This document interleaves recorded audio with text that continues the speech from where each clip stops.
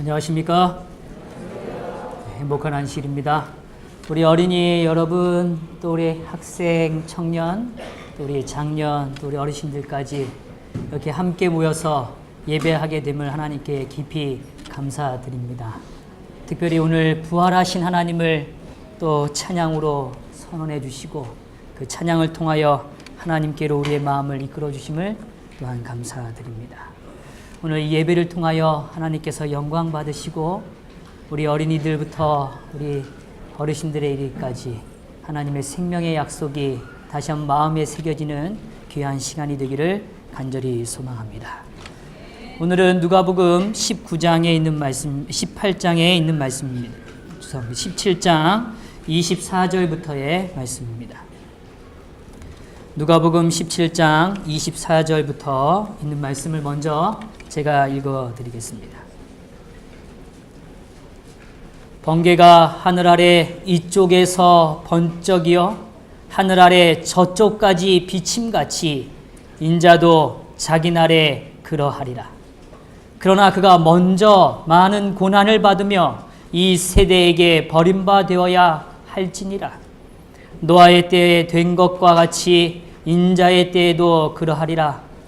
노아가 방주에 들어가던 날까지 사람들이 먹고 마시고 장가들고 시집가더니 홍수가 나서 그들을 다 멸망시켰으며 또 롯의 때와 같으리니 사람들이 먹고 마시고 사고 팔고 심고 집을 짓더니 롯이 소돔에서 나가던 날에 하늘로부터 불과 유황이 비오듯 하여 그들을 멸망시켰느니라. 인자가 나타나는 날에도 이러하리라. 아멘. 오늘 성경은 인자가 나타나는 일에 대하여 이야기해 줍니다. 우리 어린이들 중에 혹시 맞출 수 있는 친구들이 있을지 모르겠어요. 인자가 나타나는 날을 두 글자로 뭐라고 할까요? 인자가 나타나는 일. 재림. 오, 훌륭합니다. 우리 어린이들 수준이 이렇습니다. 혹시 모르신 분들 계셨으면 인자가 나타나는 날이란 뭐라고요? 재림입니다. 재림.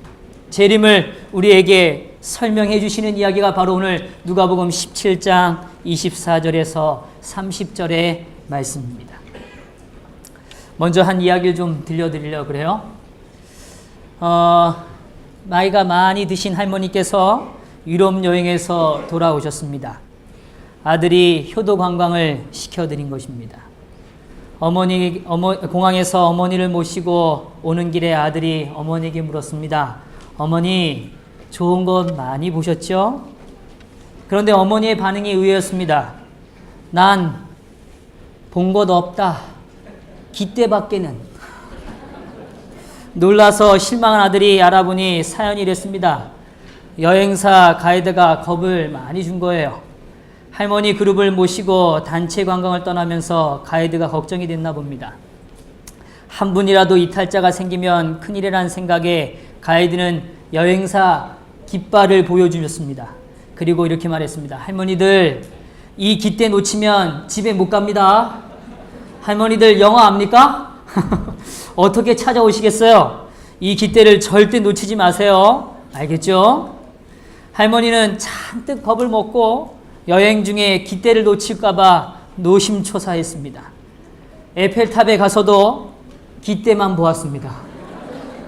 남들이 맛있다고 하는 음식을 모아도 양식을 먹을 때도 깃대를 잃어버릴까봐 걱정이 돼서 어떤 맛인지도 잘 모릅니다. 그렇게 여행을 마치고 공항에 도착한 다음에 비로소야 깃대로부터 해방이 된 것입니다. 성도 여러분, 오늘 우리의 인생의 표대는 참 중요합니다.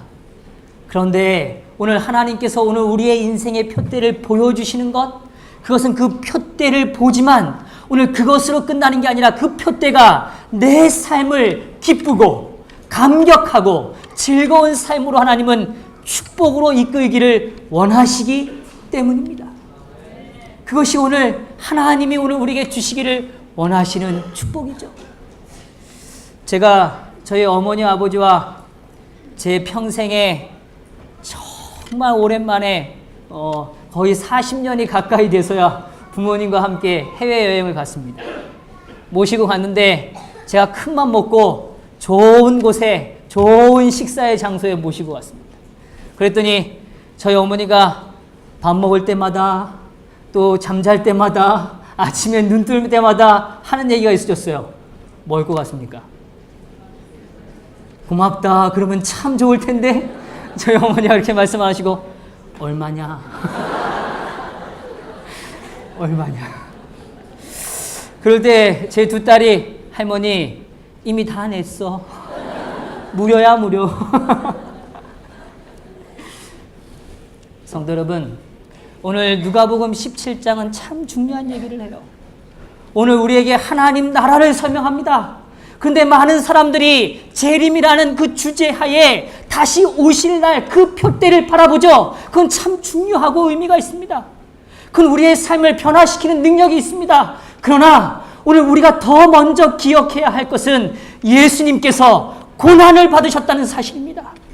그리고 그분은 그 고난을 통하여 우리의 삶을 책임져 주셨고 모든 대가를 지불하셨다는 것입니다. 그래서 오늘 주님은 이 땅을 살아가는 우리들의 삶이 그 표대를 바라보지만 그 표대는 우리의 삶의 내면에 우리의 마음속으로부터 큰 변화를 허락하실 수 있다는 것입니다. 그래서 오늘 우리의 삶의 하루는 기쁨의 하루요. 우리의 삶의 하루는 감사의 하루가 될 수 있다는 것입니다.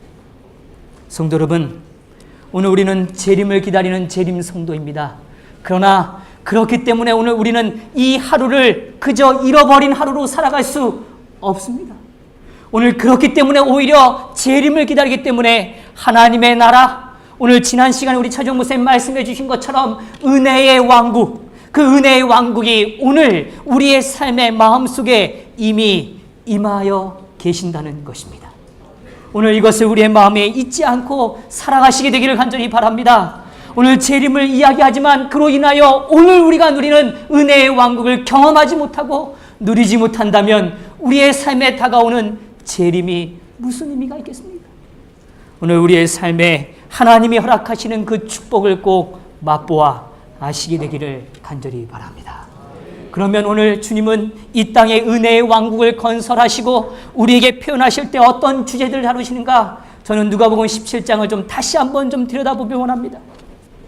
누가복음 17장 1절에 이렇게 표현해요.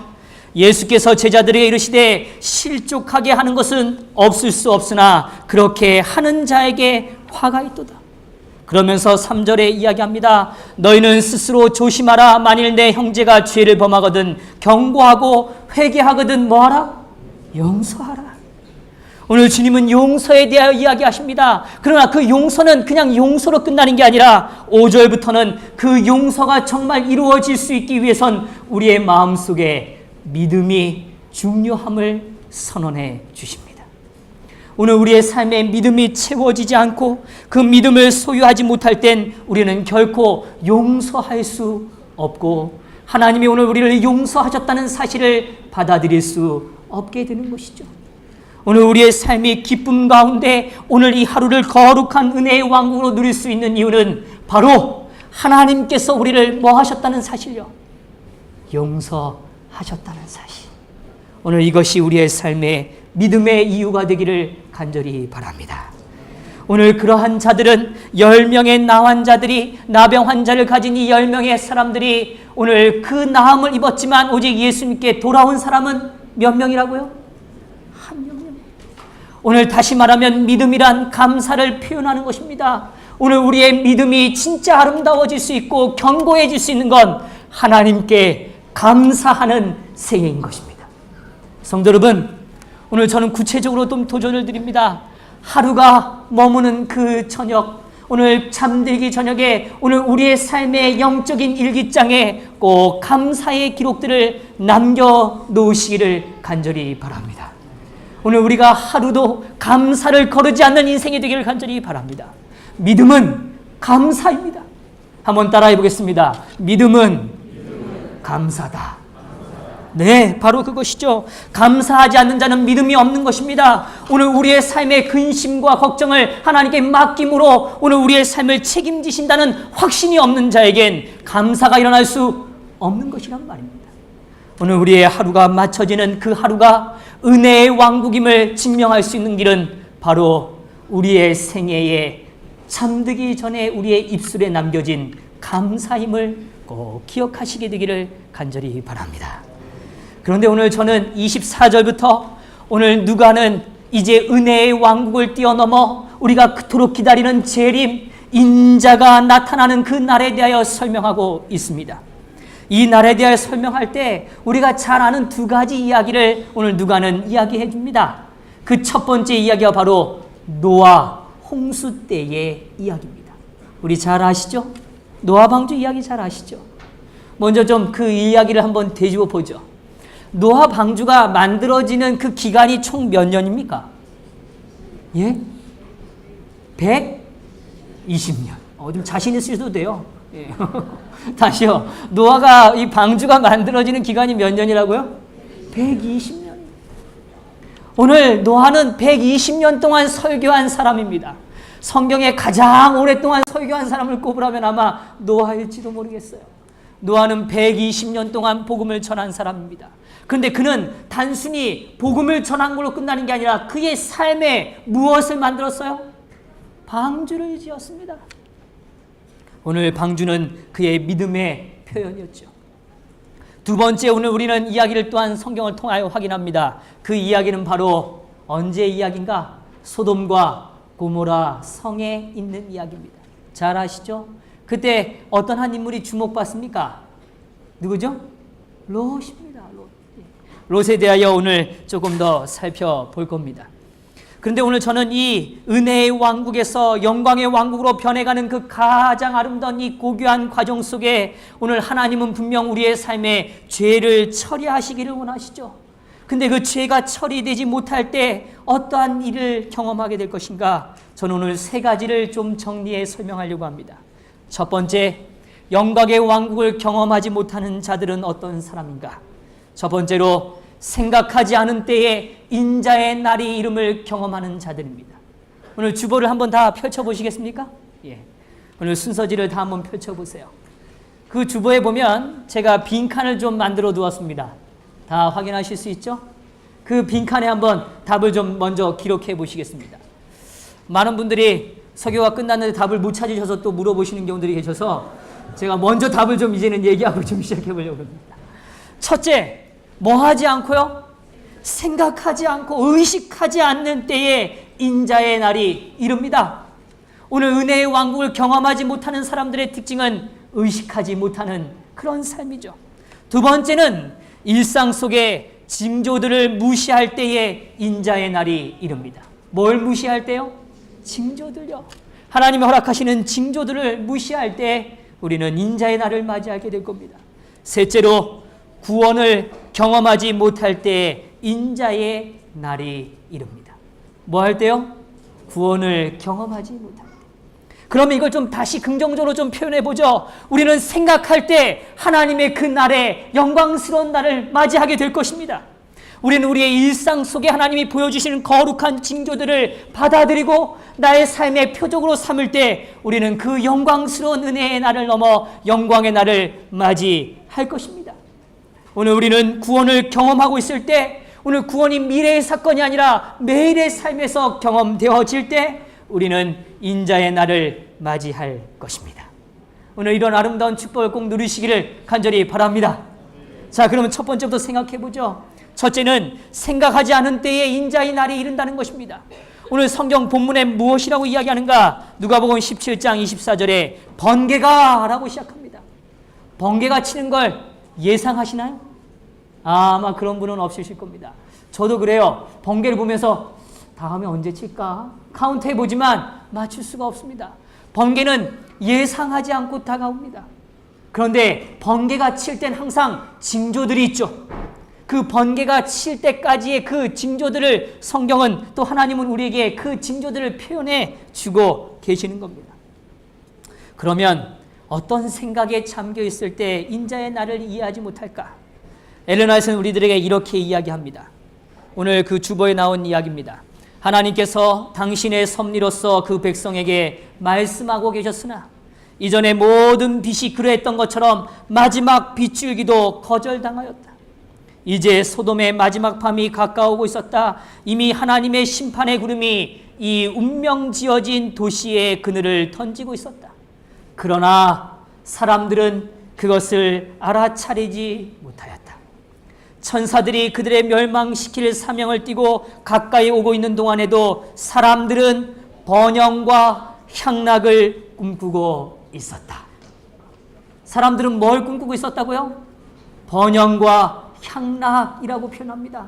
자신의 삶을 즐겁게 하는 일, 그래서 오늘 우리의 삶에 뭔가 풍요로 가득 채우기 위하여 무엇인가 끊임없이 채우는 일에 집중하는 일, 그런 사람들은 오늘 인자가 오는 날을 분별할 수 없다고 이야기하고 계시는 겁니다.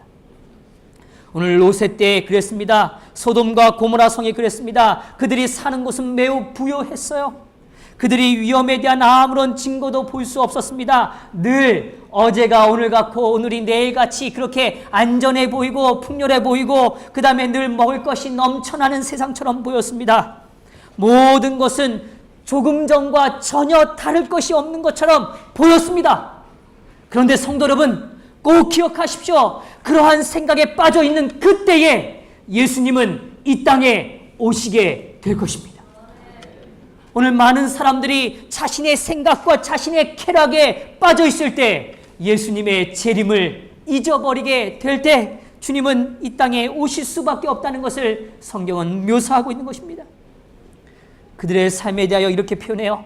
그들은 막대한 재산을 소유하였으며 아름다운 소돔이 멸망당하리라는 가능성을 믿을 수 없었다. 멸망당하는 가능성을 뭐 할 수 없다고요? 믿을 수 없었다. 우리의 생각의 영역이 넓어지게 되기를 간절히 바랍니다. 그것은 오늘 우리가 눈에 보이는 것에 머물러 있을 때는 우리는 그럴 수밖에 없어요. 오늘 눈에 보이는 것에 자꾸 머물러 있을 때는 우리는 그것에 대하여 급급해 있습니다. 캐나다의 역사학자가 맥킨다이어라는 학자는 이렇게 말했어요. 우리는 이 땅을 살아가며 세 가지 시야를 갖고 살아간다. 몇 가지 시야를 살아간다고요? 세 가지 시야. 첫 번째는 시간에 대한 시야다. 시간요, 시간. 두 번째는 공간에 대한 시간 개념이다. 세 번째는 궁극적인 차원, 영적인 시야이다. 뭐라고요? 영적인 시야다. 다시 말하면 오늘 우리는 어떤 사람이 이야기해요. 몇 월 며칠 날 그 일이 일어났어? 이렇게 말할 수 있습니다. 어디서 그 일이 일어났어? 이렇게 말할 수 있어요. 오늘 우리가 지금 겪고 있는 2015년 오늘이란 이 시간에 대하여 이야기할 수 있고 이 공간에 대하여 이야기할 수 있습니다. 그러나 우리는 그것으로 끝나면 안 됩니다. 오늘 더 중요한 건 이 시간 내 마음에 역사하시는 하나님의 영적인 역사에 대하여 말씀하실 수 있어야 합니다.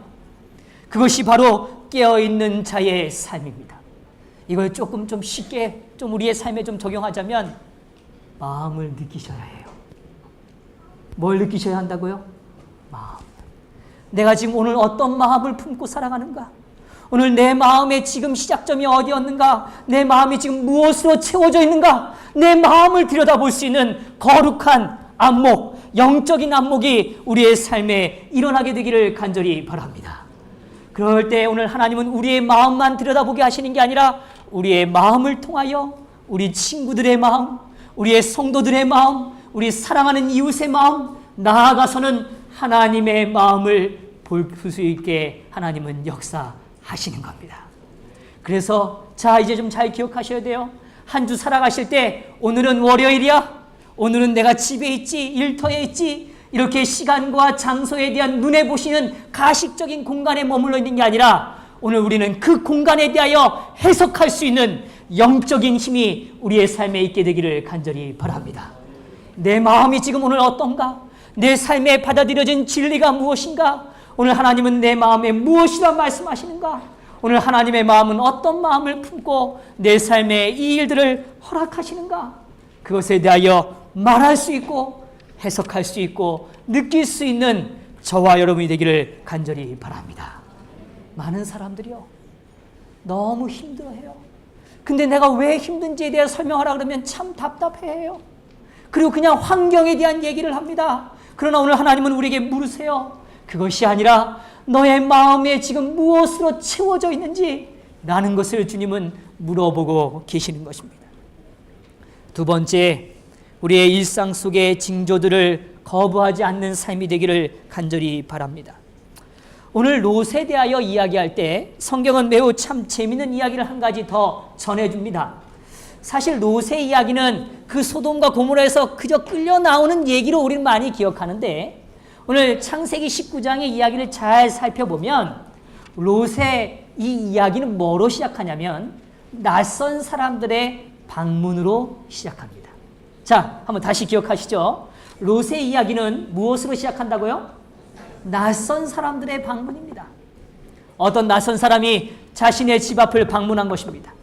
근데 이 방문했을 때 오늘 그 롯이 가진 태도에 대하여 성경은 이야기해 줍니다. 자, 성경을 이제 그래도 한번 좀 찾아가 보면 좋겠어요. 예, 창세기로 좀 가보겠습니다.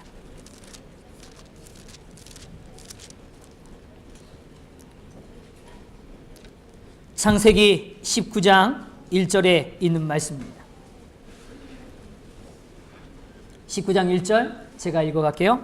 저녁 때에 그 두 천사가 소돔에 이르니 마침 롯이 소돔 성문에 앉아 있다가 그들을 보고 일어나 영접하고 땅에 엎드려 절하며 이르되 내 주여 돌이켜 종의 집으로 들어와 발을 씻고 주무시고 일찍 일어나 갈 길을 가소서. 그들이 이르되 아니라 우리가 거리에서 밤을 새우리라. 3절의 말씀을 좀 같이 읽겠습니다. 준비되셨죠? 3절이요. 우리 마음을 같이 해서 하나님을 좀 보여주겠습니다. 시작. 롯이 간청하매 그제서야 돌이켜 그 집으로 들어오는지라. 롯이 그들을 위하여 식탁을 베풀고 무교봉을 구우니 그들이 먹으니라. 네, 오늘 여기 보면 낯선 사람들이 와요. 근데 오늘 이 부분을 읽을 때 많은 사람들이 오해할 수 있습니다. 아니 목사님, 낯선 사람이 오는데 이렇게 대접하는 사람들이 어디 있겠습니까? 에이, 그거는 뭐 좀 아는 사람 아닐까요? 이렇게 생각할 수 있어요. 근데 그렇지 않고 그 당시에 이 팔레스틴들은 사실은 낯선 사람을 만난다는 게 참 쉽지 않은 일입니다. 더 중요한 건 낯선 사람을 만날 때 그들이 친절을 대하지 않을 땐 오히려 그들의 관계가 적대적인 관계가 될 수도 있습니다. 그렇기 때문에 오히려 그 사람들을 뭐 하는 일이요? 환대하는 일은 그들의 삶에 매우 중요한 하나의 삶의 열매로 간직했습니다. 특별히 누가 그런 삶을 살았는가 하면 아브라함이 그랬어요. 그래서 롯은 그가 머물던 아브라함의 가정 속에서 아브라함이 늘 낯선 사람을 뭐 하는 일이요? 환대하는 일을 보고 자랐습니다. 그래서 롯은 오늘 이 본문 속에서 표현하는 것처럼 그는 환대하는 일을 멈추지 않았어요. 여기 이 부분에 대하여 오늘 롯에 대하여 이렇게 묘사합니다. 롯은 그들의 참 신분을 알지 못하였으나 그에게는 여제열과 후대의 습관이 있었다. 그것들은 그의 종교의 일부분이었는데 아브라함의 모본에서 배운 교훈이었다. 그가 예절의 정신을 배양하지 않았더라면 나머지 소돔 사람들과 함께 멸망당하도록 내버려졌을 것이다. 참 굉장한 얘기입니다. 그가 뭐 하지 않았다면요? 예절의 정신을 뭐 하지 않았다면요? 배양하지 않았더라면 그는 나머지 소돔 사람들과 같이 멸망하게 됐을 것이다. 오늘 이 예절의 정신이라는 게 다른 게 아닙니다. 그는 낯선 사람에게 다가가서 축복과 희망과 평화를 가져오는 그 메시지를 같이 공유하는 것이죠. 그 이야기에 대하여 엘렌에서는 더 분명히 말합니다. 우리는 자신을 잃어버리고 사랑과 봉사의 정신을 품음으로써만이 우리의 생활을 복되게 할 수 있다. 하찮은 배려, 곧 작고 단순한 예절은 생애의 행복에 크게 기여하며 이것들을 게을리할 때는 적지 않은 불행을 초래하게 된다. 오늘 더 이야기하기를 오랫동안 하나님의 긍휼을 멸시한 마음이 점차 죄로 굳어지면 더 이상 하나님의 은혜의 감화를 느끼지 못하게 된다. 바로 이것입니다. 오늘 우리의 삶은 그저 막연한 재념이 아니라 오늘 이 순간 내 마음속에 하나님께서 역사하시는 나눔의 정신, 함께함의 정신에 대하여 우리는 경험하게 되는 것입니다. 그것이 바로 하나님이 오늘 우리에게 주시기를 원하시는 것이죠. 그래서 오늘 우리가 기도 없이 살 수 없다는 믿음, 말씀 없이 살 수 없다는 믿음, 그것이 오늘 우리의 삶을 변화하는 거룩한 믿음이라는 걸 기억하는 것입니다. 그래서 오늘 우리가 누리는 하루는 그냥 살아가는 하루가 아니라 어떻게 보면 나를 위하여 치열하게 기도하는 또 다른 이의 하루의 기도의 생활이 함께 섞여 있는 하루이기도 한 것이죠. 제가요, 대학 때 한 번은 고향에서 서울로 오는데 차를 몰고 올라올 기회가 있었습니다. 근데 그때 올라오는데 제가 그때 여러 일들로 인해서 굉장히 좀 피곤했던 것 같아요. 올라오는 가운데 제가 잠깐 졸음운전을 했습니다. 그런데 그 일로 인해서요, 제가 탔던 차가 너무 작아서 그런지 핸들을 틀었는데 틀면서 왼쪽 앞바퀴가 축이 부러졌어요. 그러면서 앞에 차가 주저앉았습니다. 그리고서는 차가 밀려가면서 중간에 있는 가드레일을 박았어요. 그리고 차가 두 바퀴 돌고 반대편으로 또 박았습니다. 근데 그때 정말 다행히도 뒤에 차가 없었습니다. 근데 제가요, 그 시간에 저희 어머니가 서울에서 내려오고 계셨는데 그때 저희 어머니가 그러세요. 그날따라 내가 내려오는 동안 내 마음에 너를 위해서 왜 이렇게 기도가 되는지 모르겠더라. 너를 위해서 뭐요? 제가 그 사고 나는 그 현장을 저희 어머니가 지나가셨어요. 그래서 제가 내리자마자 전화 통화를 했더니 어머니도 내리셨어요. 그래서 만났습니다. 그런데 제가 너무 놀랐는데요. 그때 전 이런 생각이 들었어요. 그냥 어떻게 됐나? 근데 제가 지나면 지날수록 그것이 제 힘이 아니라 그 치열한 싸움에 사실은 저를 향한 뭐예요? 기도가 저를 뭐하고 있다는 사실요. 오늘 붙들고 있다는 사실을 깨달은 것입니다. 성도 여러분, 오늘 우리의 삶도 마찬가지예요.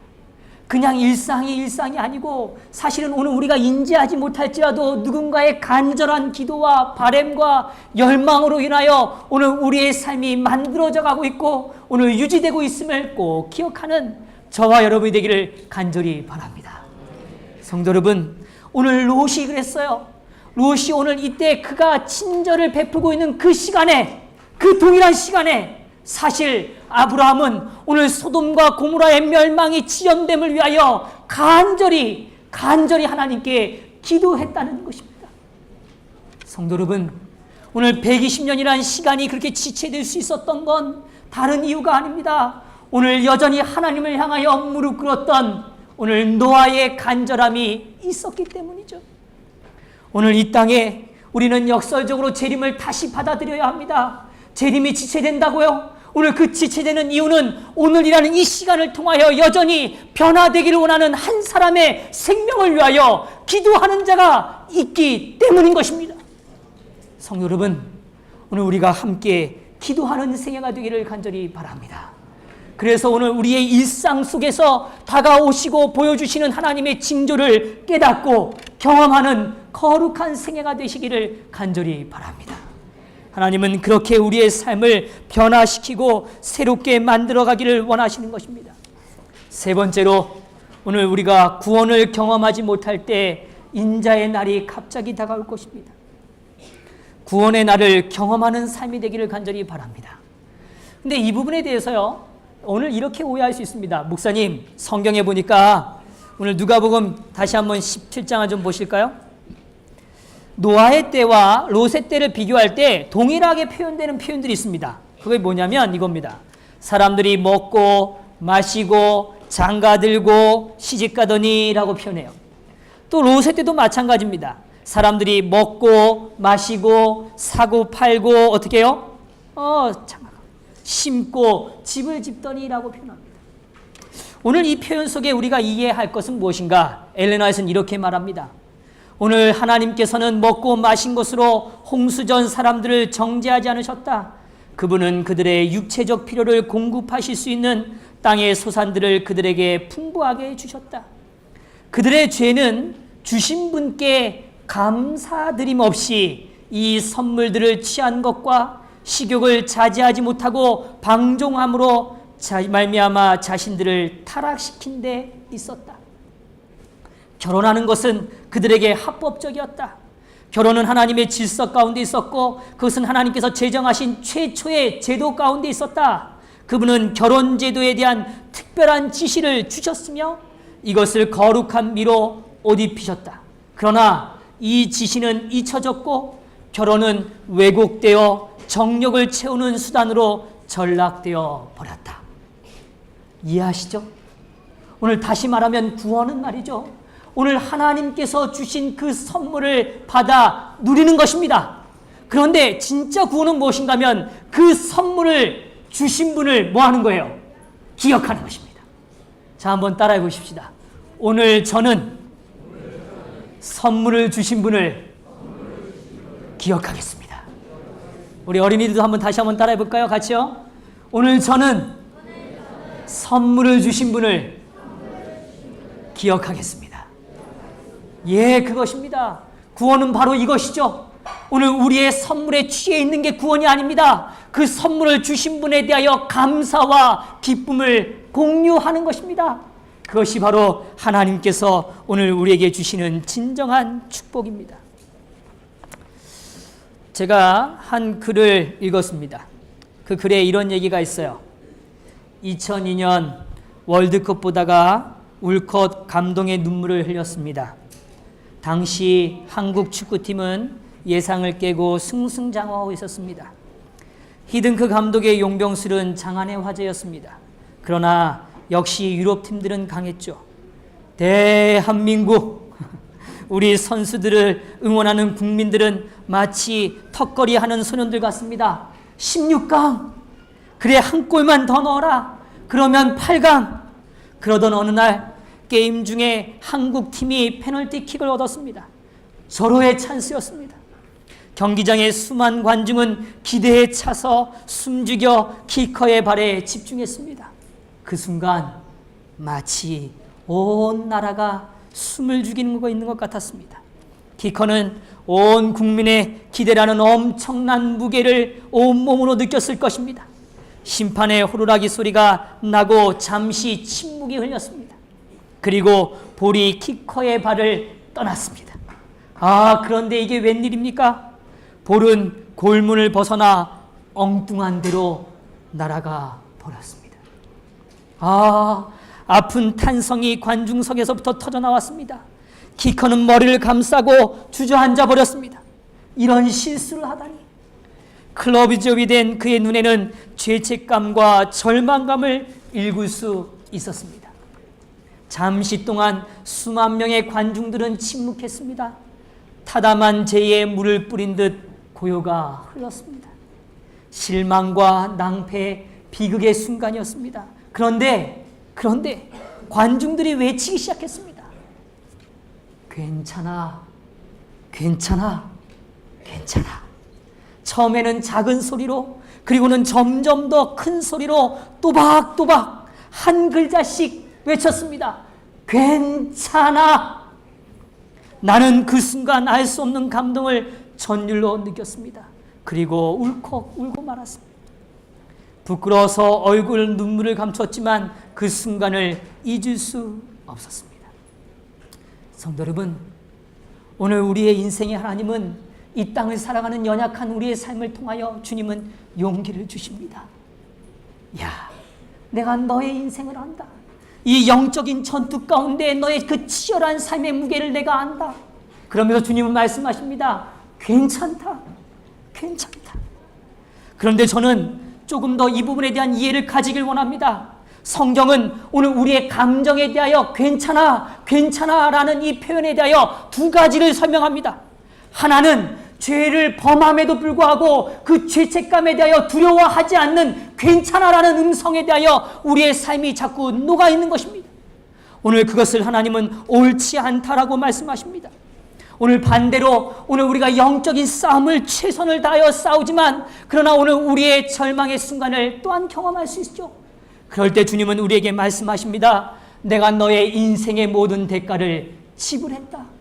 그러니 나의 삶을 받아들이고 용기를 내거라. 오늘 그 모습은 바로 여호수아와 다윗이 범죄했을 때의 모습으로 대두됩니다. 여호수아는 극히 담대하라라는 하나님의 명령에 따라 여호수아는 담대하게 나아갔습니다. 사도행전의 기별도 역시 여호수아는 담대함의 모습이었죠. 그러나 오늘 다윗이 죄에 물들어져 있을 때 오늘 그는 요압에게 죄 지은 것에 대하여 책망하는 것이 아니라 오늘 자신의 죄를 책망하는 것이 아니라 요압에 대하여 오히려 잘못을 덮으며 괜찮아, 괜찮다, 담대하라 라고 이야기하는 것입니다. 성도 여러분, 오늘 고린도후서 7장 10절에 이렇게 말했어요. 하나님의 뜻대로 하는 근심은 후회할 것이 없는 구원에 이르는 회개를 이루는 것이요 세상 근심은 사망을 이루는 것이니라. 성도 여러분, 오늘 우리의 감정을 느끼시게 되기를 간절히 바랍니다. 그런데 오늘 이 느낌은 우리의 삶에 하나님의 나라를 이루는 과정임을 잊지 않으셔야 합니다. 오늘 하나님의 나라가 우리 안에 이루어지는 것이죠. 그런데 오늘 이 하나님의 나라가 이루어지는 건 세상적인 괜찮아가 아닙니다. 오늘 하나님께서 우리를 위하여 고난을 당하셨고 그 고난의 대가를 지불하심으로 우리의 삶의 이유를 답해 주셨기 때문입니다. 성도 여러분, 성경에 우리가 오늘 보는 본문 가운데 한 절만 좀 다시 설명드리고 마치죠.